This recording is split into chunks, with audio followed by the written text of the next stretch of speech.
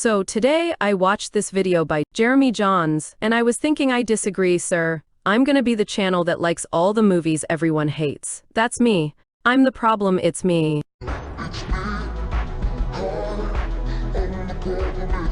And just like that, the Fox X-Men movies come to a close. Oh man.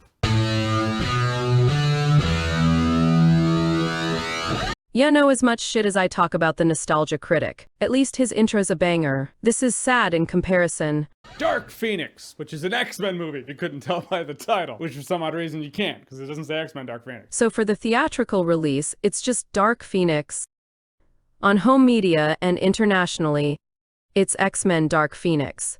Your guess is as good as mine. I couldn't tell you why the powers that be made that decision. The Dark Phoenix is the newest X-Men movie of the Fox X-Men movies. Probably the last two, because now Disney owns Fox. The last movie technically was New Mutants, but who gives a shit about that? Point is, as we saw from the trailer, while doing a space mission, Jean Grey absorbs basically the purple version of Parallax from the Green Lantern movie.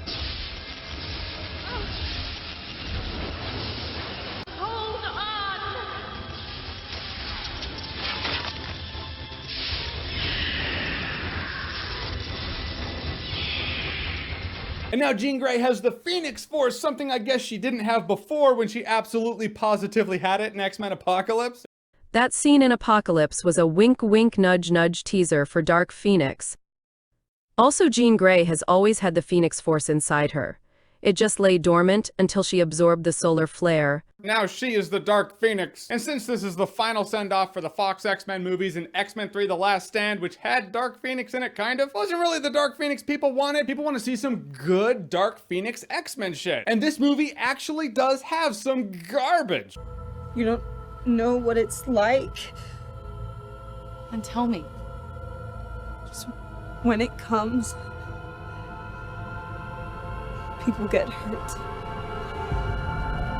I'm not afraid of you, Jake. Look at me.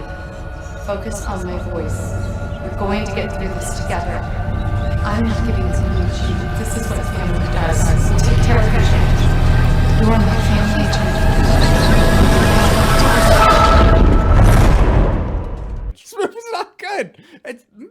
It's all over the place. Jean Grey gets the Phoenix Force. Some people are going after her to take her down. Some people are going after her to help her. Then there's this other faction, basically Jessica Chastain and friends. Can't really go into it because the trailer didn't really go into it. But they're also going after her. And I get why they're in here. Because, you know, from the comic book. You don't know much about Jessica Chastain and friends because the movie doesn't really inform you too much about them. He says the movie's all over the place, but this review is all over the place.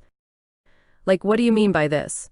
Also, real quick, Jessica Chastain is a character named Vuk, who is a shape-shifting alien. I think sometimes we forget that the origins of these movies are comic books. So you don't really care much about them, so they just feel like they're in the way. I know how important they were supposed to be, but they're not in this movie. I'm just saying Jessica Chastain and friends didn't offer anything other than there's an action scene in the climax. And even then it takes place in a train, so how interesting is it really? The only problem he has with it is that it takes place in a train. It's not grandiose or in an airport, so that means it sucks to him. Takes place in a series of boxcars. It's about as wide as, well, a series of boxcars. This is one of those times that this comic book movie, like every comic book movie that's ever happened, they had to have that moment where they're like, all right, what do we cut out? Because the movie, time, we have to make those calls, those tough calls. And they probably should have just cut them out. Just have it be like Moon Knight where they cut out all the fight scenes. That would have made it a better film somehow. Or keep Jessica Chastain and friends and split this into two movies, which maybe they wanted to do that. The fact that Disney bought Fox, they wouldn't be able to finish it, so this is what we have. This movie that just feels like it's crushed together. I might be alone on this, or misremembering, but I thought the movie was fine. It felt cohesive to me. That really calls back to a time in comic book movie history where studios were like, we have comic book characters. We'll just have them do stuff. They don't have to do anything interesting. There doesn't even have to be a story. We can just have them do shit. I'm going to be completely honest here. I don't know what comic movies from the past he's even referring to. Most movies I've watched based on comic books have plots. I couldn't name you one where it's just character uses power here. But that's just me. That's what this movie feels like. It's just X-Men characters doing shit. I guess I'm going to go low and be super pedantic here. But all movies are just people doing shit. This is not a good critique of the film.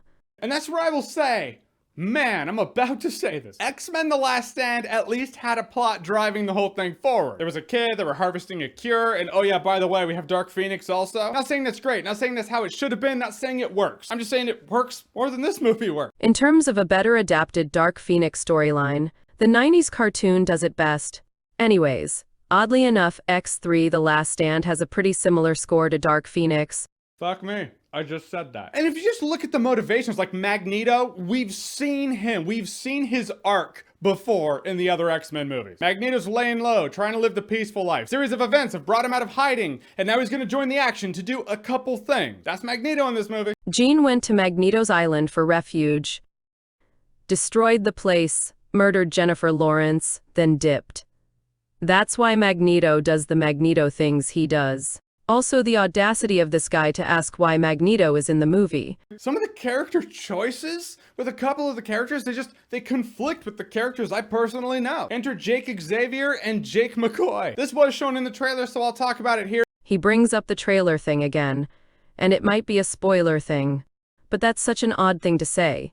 You're reviewing a movie, of course there's going to be spoilers.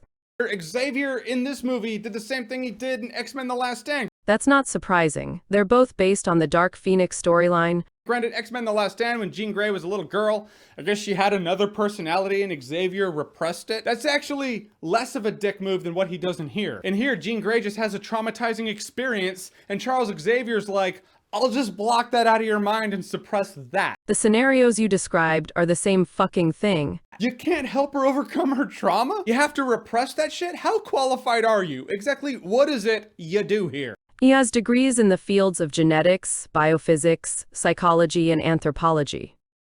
And he founded and leads the Xavier Institute of Gifted Youngsters, which is basically a safe haven for mutants to develop their powers, and it helps to foster a friendly human-to-mutant relationship. We're gonna pass our kids off to someone who can't really help kids? I see we're just gonna blatantly ignore all the other times he's helped kids. Instead, he just takes the easy route, like, I'll just repress that there, so I don't actually have to work, because I'm actually really unqualified. He's right if referring to himself, but Professor Xavier is more than qualified to deal with this situation. Not only that, but in the situation Jean was in, his only choice was to block her memory, or she would have been unstable and done God knows how much damage. And you know what? What happens later in the movie? The Phoenix Force takes the blocks off of her memories, and her powers go out of control, which causes her to kill a lot of innocent people. He was completely in the right to do it in the first place. I thought it was a dick call. It made Charles Xavier kind of a dick. He helped her. How was that a dick move? Also, Jake Crawler. There's a scene where he's just massacring people with this evil look in his eyes. I was like, oh, Nightcrawler. Or Azazel. If you wanted Azazel in the movie, you could have just had him in the movie and be like, oh, he didn't die off screen. That's his dad, bro. Granted, they were bad guys, but still, Nightcrawler is just straight up killing them. The pacing sucks too. I don't think it means what you think it means. After Jean gets her Phoenix powers and she flies away, and there's just like all the X-Men are mopey. Jean's most of the time's like, oh, I'm scared, I don't know what to do, God. Then they're like, all right, we'll just start throwing characters at her, and then she'll have to deal with that, and she'll run off and be like, oh God, do I really want this? And then she flies away again, and they're all mopey again, and I'm like, something needs to happen. So in his own words, this movie is just shit happening. But now, however, something needs to happen. How interesting can that be? Yeah, they could have just had her be this big evil that they now have to take out, but that would have been X-Men Apocalypse. Would have been a little redundant. So you have the possibility of redundancy or boredom. Redundancy. In comic book movies. I am shocked. Shocked. Well, not that shocked. What to do? Here's what the studio should have done. They should have realized, well, it's above the writers we have. Let's pay for better writers. The guy who wrote and directed Dark Phoenix co-wrote for The Last Stand, the movie he was praising 5 minutes ago. Also, a lot of what happened behind the scenes was exacerbated by Disney's acquisition on top of Fox ordering nearly half the movie to be reshot. They also cut the story down from 2 movies to only 1. Most of the problems he has with the movie are directly with Fox's involvement. They made this movie to be the antithesis of Apocalypse. That's it. That's how you do it. You accept the fact that you don't know what to do, and you hire the people who do know what to do. Next you'll say, Disney's the only company I trust to make an X-Men film. Or you realize Disney's gonna buy your ass, and who really gives a shit? We'll just throw garbage out there. Maybe that was smarter. They knew. They're like, why would we pay for better writers? No one's gonna watch this. What do you mean pay better writers? It's the same fucking writers. Also, the special effects were asked.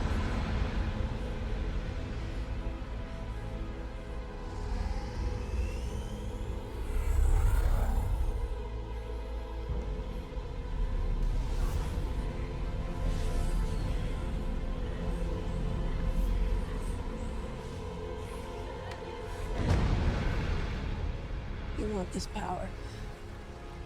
You're gonna get it.